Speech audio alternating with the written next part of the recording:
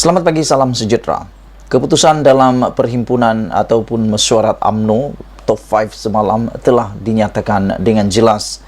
Perdana Menteri akan persembah tarik bubar Parlimen kepada Agong, kata UMNO.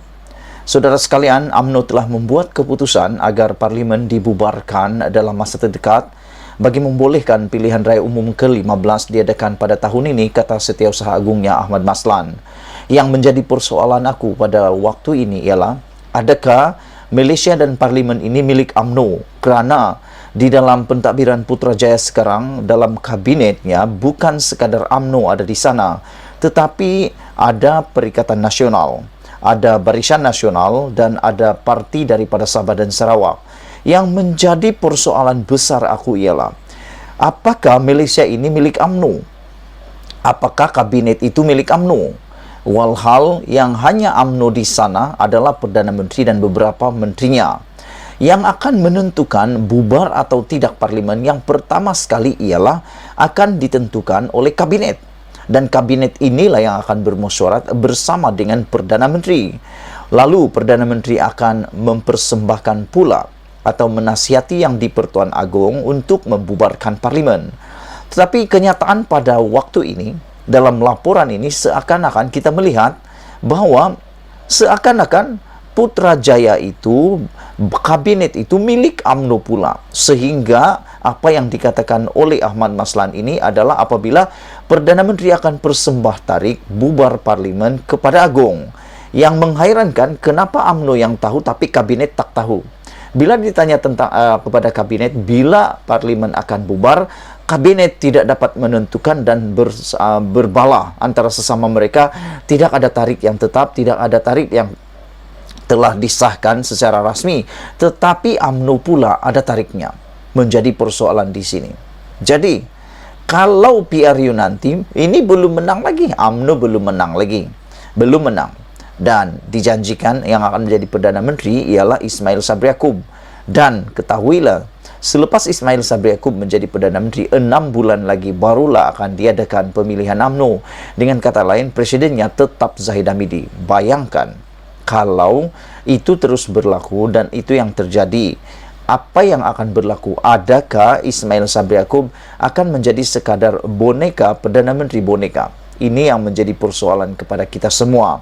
Saudara-saudara yang saya hormati sekalian, Ahmad Maslan berkata keputusan itu dicapai dalam mesyuarat Majlis Kerja Tertinggi MKT UMNO yang diadakan di Kuala Lumpur malam semalam.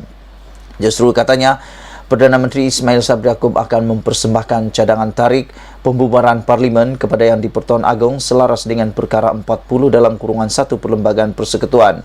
Sekali lagi aku nak tanya, perkara ini sudah bincang dalam kabinet atau tidak? Kalau kabinet belum berbincang, aku fikir mengikut kebiasaannya, kabinet akan berbincang dahulu, mereka akan putuskan, setujui, barulah Perdana Menteri boleh membawa usul ini kepada Yang di-Pertuan Agong. Dan kalau kabinet tidak bersidang atau kabinet tidak mempersetujuinya, bagaimana Yang di-Pertuan Agong boleh memperkenan pula tentang usul ini?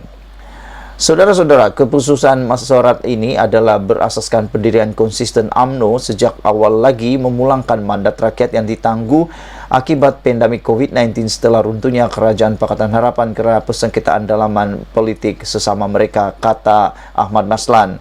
Yang juga menjadi persoalan di sini ulasan ini ialah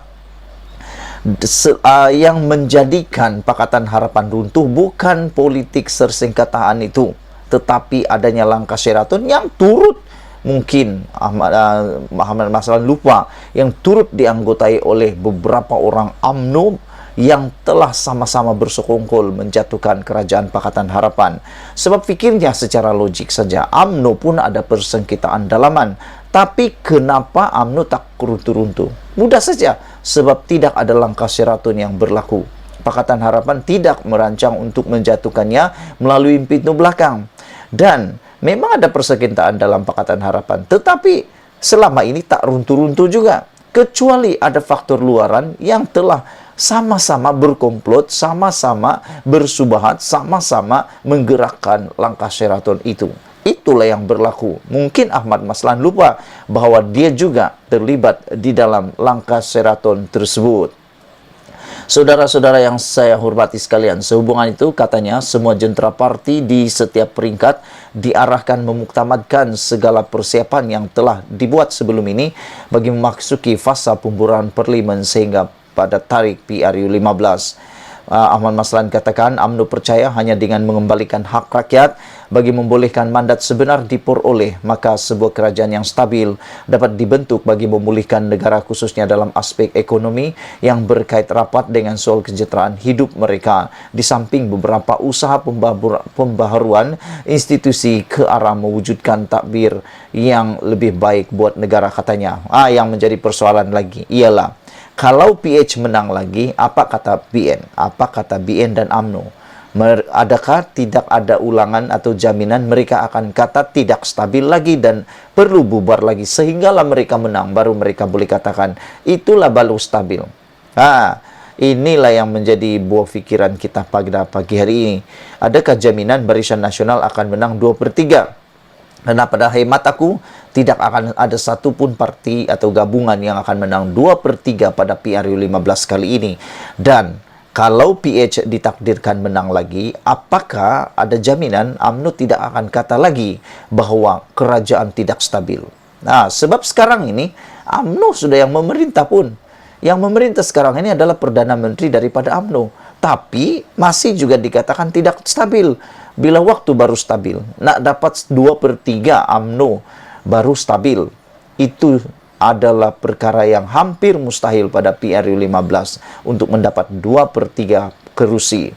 Dan aku fikir adalah satu perkara yang malang kalau ditakdirkan tiba-tiba yang menjadi Perdana Menteri sekarang ini tiba-tiba pula kalah dalam PRU 15, mereka langsung tidak kuasa, jadi pembangkang sekali lagi, maka menular lagi lah penyakit mengatakan kerajaan tak stabil. Hanya stabil kalau Barisan Nasional dan UMNO memerintah.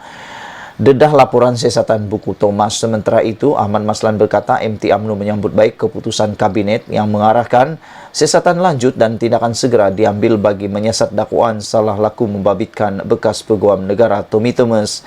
Musyawarah juga menggesa agar laporan pasukan petugas khas siasatan ke atas buku Tommy Thomas bertajuk My Story Justice in Wilderness untuk segera didedahkan kepada umum. Ini penting bagi memulihkan imej dan integriti institusi kehakiman, kata Ahmad Maslan. Saudara-saudara sekalian, itulah dia keputusan ataupun perkara laporan yang dinyatakan oleh Ahmad Maslan. Ahmad Maslan mengatakan bahawa Perdana Menteri akan persembah tarik bubar parlimen kepada Agong. Jangan lupa tinggalkan komen anda untuk isu pada kali ini. Malaysia kita punya, kita jaga sama-sama, cintai Malaysiaku. Bye-bye.